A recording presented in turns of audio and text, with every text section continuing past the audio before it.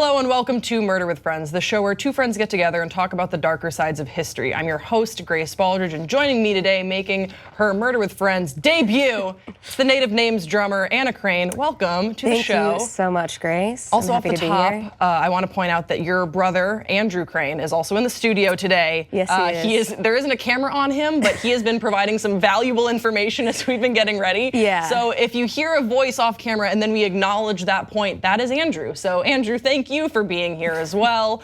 Anna, you are a drummer for Native Names. Yes. We can find your music on SoundCloud. SoundCloud, yes. And we're on Instagram and all that stuff at Native Names. We're not doing very well with social media right now. We're trying to make it better. But maybe you will. Because if there's one thing I know about true crime fans, it's that they love their music. They just love it. One thing I do want to say about how we met, because I think it's an enlightening and optimistic story, is that we met at Ladies' Night at the Abbey, and then we've been on a Wednesday, and we've been friends ever since. And that almost never happens. Usually, Ladies' Night is not fun. Yeah, and it was so even fun. If you meet someone, you're like, yeah, let's get each other's number, let's hang out. You're like, I'm never seeing that person again. We are not going to be friends. But now it's like me, you, Bia, you know, all great friends. I was happy that I went that night because I stopped going for a long time. I used to go like every Wednesday. But now, like, I don't go, so I'm glad I decided to go. Yeah, I think I met you and I decided to never go again. I was like, that is as good as it's gonna get. Friends forever, goodbye forever. I feel like I forced you to come to Ladies' Night at the chapel a couple times, though. Yeah, that's true. But that was with you. That was never again being like, perhaps a friend. All right, so this was a case that you brought to me that I had never heard of before, which is surprising because this is a very prolific American serial killer. Today we're gonna be talking about Michael Swango. And Anna, what is your connection to this specific case? Well, Michael Swango was not born, but raised and spent most of his youth and early 20s in Quincy, Illinois, which is where I'm from.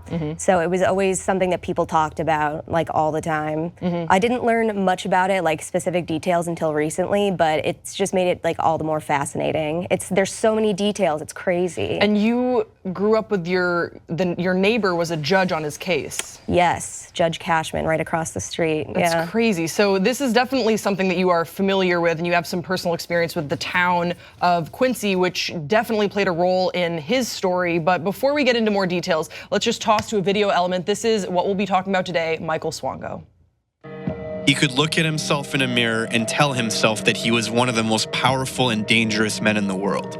He could feel that he was a god in disguise. This quote from the 1975 novel, The Torture Doctor, was found in one of Michael Swango's diaries. Prosecutors read this and other grim passages transcribed by Swango at his murder trial in 2000. Investigators had dug deep to try and establish a motive. What compelled this small-town doctor to take the lives of perhaps more than 60 people? And how was he able to get away with it for over a decade? Today on Murder with Friends. So let's start our discussion at the beginning, a very good place to start. Michael Swango was born October 21st, 1954, and from what I could find, he didn't really have the typical trauma that we talk about when we talk about a serial killer. What do you know about his childhood? You know, I don't know many specifics, but I do know his father was a Vietnam War veteran and apparently an alcoholic, and his mother was also very cold. Like at his trial, like when he got convicted, and jumping ahead just a little bit, she didn't cry. She was just stone-faced. You know, she was very cold to him, and I guess favored one of his brothers over him, and just was kind of. So I don't know. Maybe that does qualify as trauma. It's interesting because some of the things I was reading were saying like there wasn't any like signs of insane physical abuse, or there wasn't any sort of mental trauma, like in the case of Edmund Kemper, where he had this back and forth with his mother for years and years of mental abuse. It doesn't seem like that was the case with Swango, but there could have been a lot of these micro traumas that were occurring in his life that that he was obviously internalizing. But he develops into a very charismatic young boy. He's the valedictorian of his high school. Is that correct? I mean, it's weird how that happens. Like you can go through all this stuff and then he already is becoming a manipulative person from an early age. Oh yeah.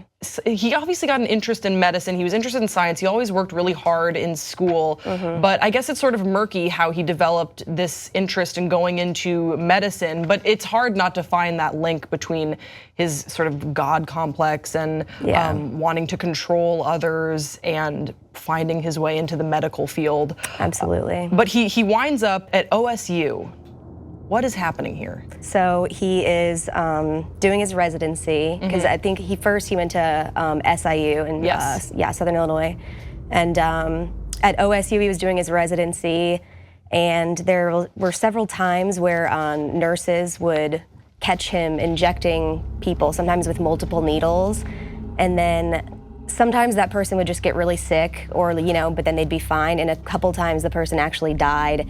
And one of the cases where she saw him doing something, 20, 30 seconds later, the person started, dying. And so she was freaking out and called a code blue and was like, resuscitation, resuscitation. And he was just standing there. And he wasn't responding? No. That's so eerie. And in this book that I have by James Stewart, he says, because he spoke to the woman, I can't recall her name, but she said that she had a panic attack on the way home that night driving home. She had to pull over and she was so freaked out. And eventually her and a couple other nurses went to the board or whoever and reported this, and they were told that they were paranoid. Paranoia. It's weird. A couple weeks ago, we talked about angels of death, and one of the angels that we talked about, demons, was named Charles Cullen. Charles Cullen was a nurse, and he killed a whole bunch of people at hospitals. And a similar thing happened with him as well, where his female coworkers came forward and said there's something really suspicious going on about them, and said that they were being hysterical, and one of them actually ended up losing her job. Which is crazy. Sexist. Yeah, there's a lot. There's definitely tones of that when you look at Michael Swango's case, especially because the reverence that we give to someone with the title of doctor and the trust that you take to someone who has taken the Hippocratic Oath, that they are, to not bring harm to others, to take care, to be caretakers of others, and that abuse of power is something I don't think we really want to even think about in our brains. So you give them the benefit of the doubt. Exactly. The alleged first kill of Swango took place in 1982, and it was one of the cases that you were just talking about. But it would be a long time before they would tie him to those. All they knew that he was just having some suspicious activity and that he was moving around. He finds his way back to Quincy, and this is finally where he gets a little bit of accountability. But he's not working as a doctor. He's now working as a paramedic. Yes, that's right. And it is important to note, no one in Quincy was murdered, which is interesting because he did spend a lot of time there.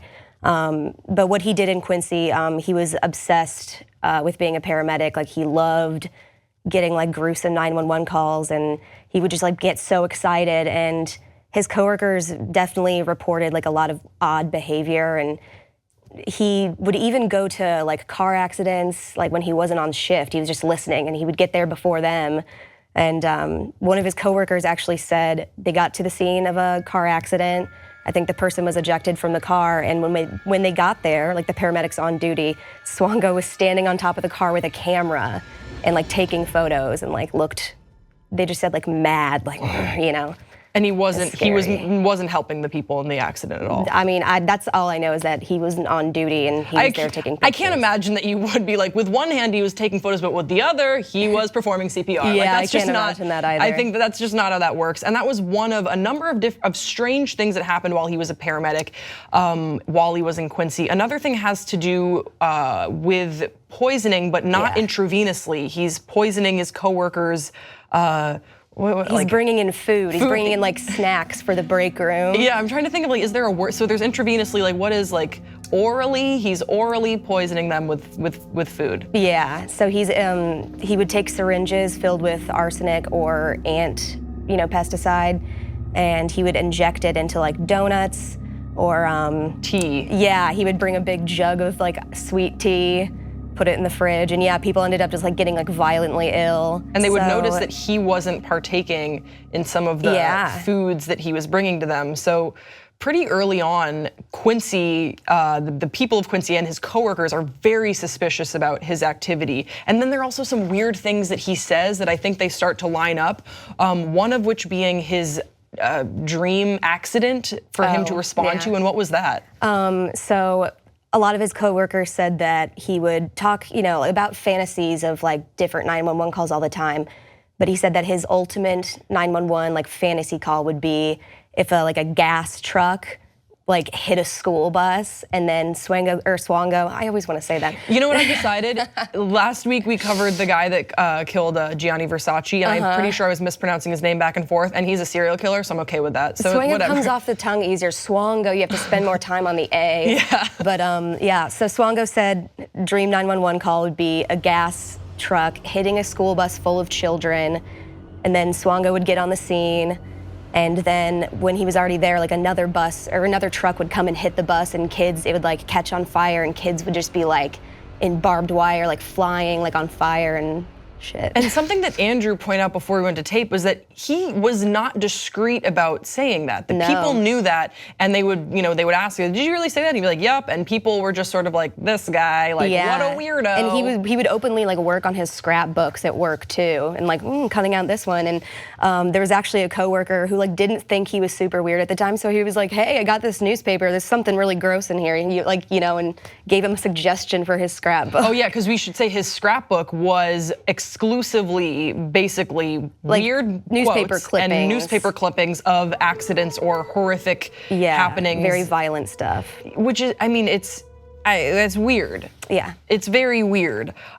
So, like I said, he actually is held accountable in Quincy. He is brought up on charges for poisoning. One of his teachers actually becomes his defense attorney. Yeah, that's crazy. Which is, and you can tell that a lot of people are struggling to believe that this charismatic, likable, excellent star student who maybe has a little bit of a checkered past and is a little bit socially awkward would be guilty of poisoning. Yeah. But pretty quickly, they're able to suspend that disbelief. They get a warrant the police got a warrant to search his car, and they found arsenic and the Antkiller and whatnot. Well, how did he explain the Antkiller? Because this is another weird twist. Okay, well, this is before the trial, but after it was like, things are gonna happen. He took a trip to Florida, and when he came back, he called his defense attorney, and he was like, "Hey, I got a lot of ants in my apartment." He wanted to use that excuse. And then upon looking at the ants, they were non-native ants to Illinois. He brought ants from Florida and like infested his own apartment, and was like, "That's why I need these syringes full of Antkiller," and just one by one, killing the ants. There you go. It is ridiculous. He is sentenced to 4 years in prison, August 23rd, 1985, but he would only end up serving 2 years for good behavior. And the judge on the case, your neighbor, when you watch interviews with him, you can just tell that he's just grinding his teeth and feels that, I don't know, sometimes you get a gut feeling about people, and I would trust that a judge would hopefully have that discretion more than others when you try a number of, when you adjudicate a number of criminal cases. You can just tell that he's like, this guy doesn't sit well with me, and there's something bad about this. But he gets out, and unfortunately this would just be the start of his murder spree. And when we come back in part 2, we're gonna tell you how he continued to kill all the way to Zimbabwe. Stay with us.